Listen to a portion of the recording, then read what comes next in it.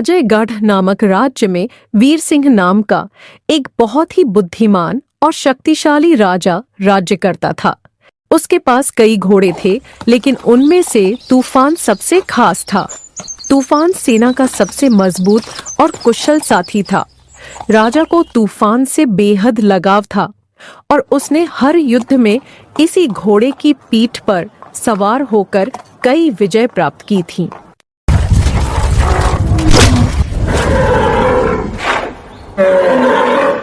महाराज की जय हो, महाराज की जय हो, महाराज की जय हो। ये है भल्लाल देव, विजयनगर साम्राज्य के महाराज, जो कि बेहद बुद्धिमान, शक्तिशाली एवं युद्ध नीति में संपूर्ण तरीके से कुशल राजा है।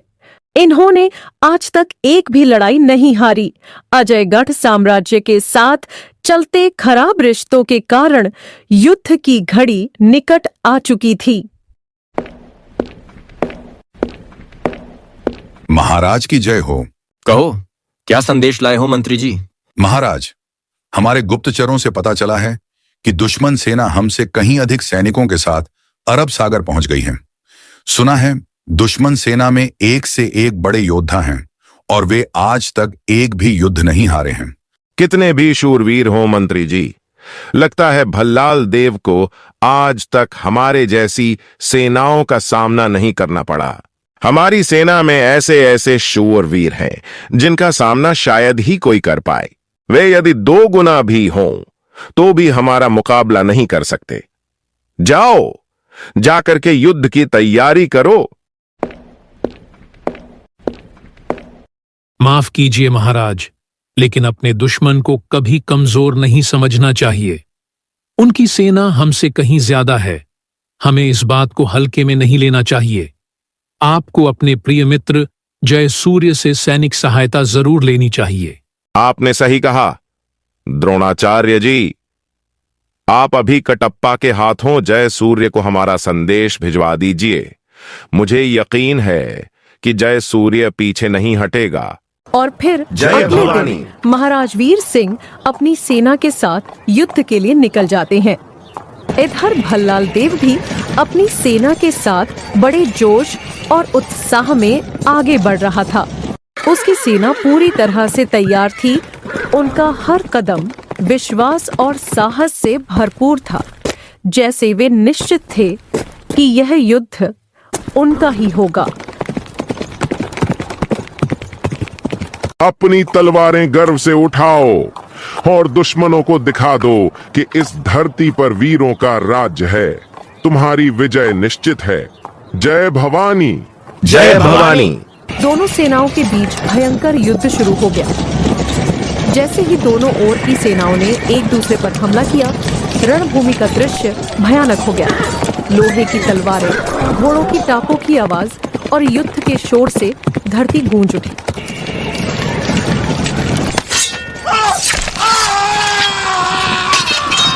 सैनिकों के बीच संघर्ष और संघर्ष की आग हर ओर फैलने लगी। वीर सिंह की सेना ने अपनी पूरी ताकत लगा दी, जबकि भल्लाल देव की सेना भी किसी भी हालत में पीछे हटने को तैयार नहीं थी। घोड़े दौड़ रहे थे, तलवारें और ढालें टकरा रही थीं और प्रत्येक सैनिक अपने राजा की ओर से लड़ते हुए जान की बाजी लगाए हुए था। युद्ध का यह दृश्य इतना भयंकर था कि मानो आकाश भी कांप रहा हो।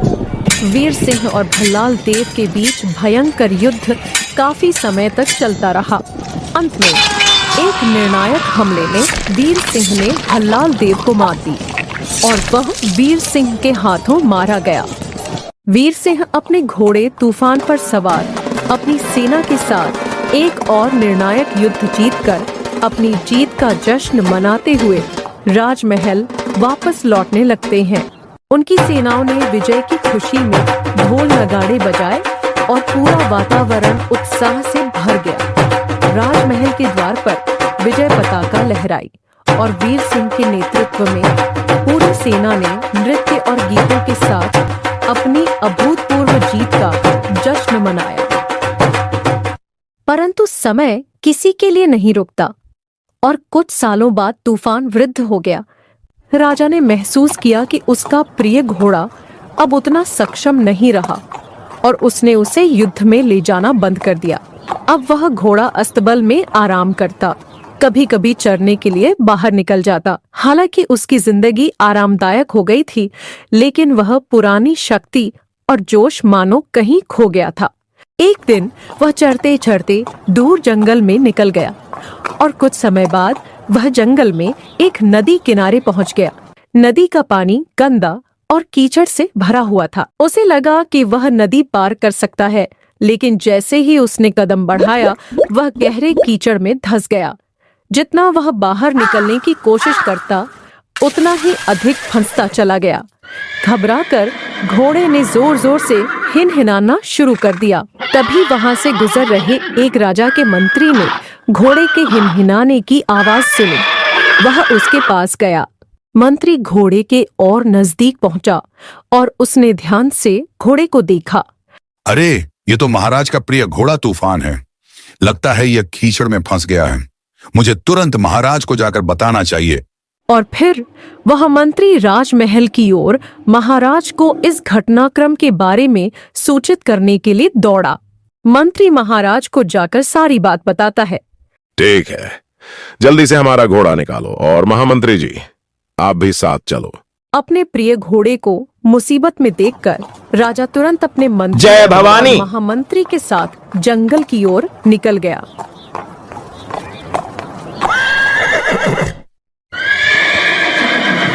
महाराज, लगता है तूफान बुरी तरह कीचड़ में फंस चुका है। हमें एक रस्सी उसकी गली में डालकर बाहर खींचने की कोशिश करनी चाहिए। सही कहा महामंत्री जी, ये सही रहेगा। परंतु बहुत प्रयास करने के बाद भी घोड़ा बाहर नहीं आ पाता। मंत्री थक जाते हैं, लेकिन घोड़ा कीचड़ में फंसा रहता है। सभी को समझ में आ जाता है कि यह काम साधारण नहीं है और उन्हें किसी अन्य उपाय की जरूरत है।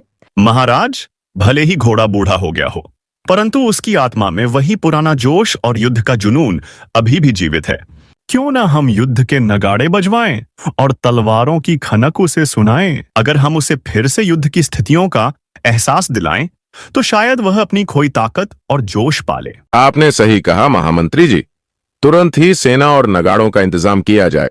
और फिर राज्य की सेना ढोल नगाड़े के साथ वहां बुलाई जाती है।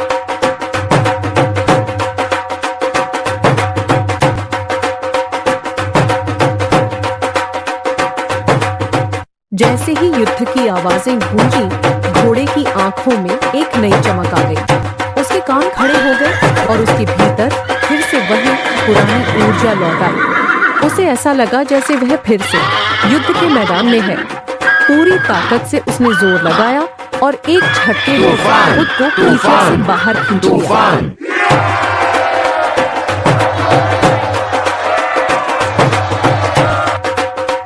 देखा महाराज, घोड़ा बूढ़ा हो गया था, लेकिन उसका साहस और आत्मबल अब भी वही था। जब उससे कुछ अपेक्षा नहीं की गई, तो उसके भीतर का आत्मविश्वास खो गया। लेकिन जब उसे उसका पुराना माहौल मिला, तो वह फिर से जाग उठा और उसने अपने भीतर की ताकत को महसूस किया। आपने सही कहा महामंत्री जी, तूफान हमेशा से हमारा प्रिय घोड़ा रहा है। हमारा घोड़ा बेशक अब बूढ़ा हो गया है, लेकिन उसका आत्मविश्वास और बल अभी भी जीवित है। राजा ने घोड़े को फिर से सक्रिय रूप से इस्तेमाल करने का फैसला किया और यह सीखा कि चाहे कोई कितना भी पुराना या कमजोर क्यों न हो जाए, जब तक आत्मविश्वास और इच्छा शक्ति बनी रहती है, तब तक हर मुश्किल का सामना किया जा सकता है। इस कहानी से यह शिक्षा मिलती है कि आत्मबल और जोश व्यक्ति के सबसे बड़े साथी होते हैं। उम्र चाहे जितनी भी हो, अगर हम अपने भीतर की ऊर्जा और उत्साह को बनाए रखें, तो हम किसी भी कठिनाई से बाहर आ सकते हैं।